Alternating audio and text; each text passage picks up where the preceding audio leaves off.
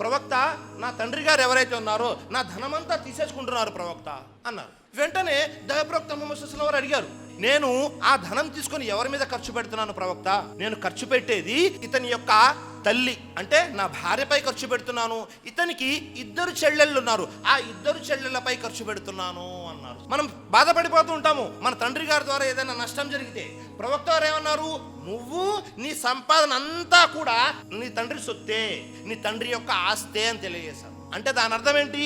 ఒకవేళ మీ తండ్రి ద్వారా మీరు పుట్టకపోతే మీరు ధనము సంపాదించలేరు, అది ఇవ్వనులేరు. మనకు ఈ ఇహలోకంలో అనేక రకాల కష్టాలు, నష్టాలు, ఆందోళనలు, ఒత్తిళ్లు వస్తూ ఉంటాయి. అనేక ఆపదల్లో కూడా చిక్కుకుపోతూ ఉంటాము. ఒకవేళ మనము తల్లిదండ్రులపై ఖర్చు పెడితే అల్లా పరలోకంలో మన కోసం పుణ్యం ఎలాగూ ఉంది, ఇహలోకంలో కూడా మనల్ని ఆపదల నుండి కాపాడుతాడు సోదరులారా.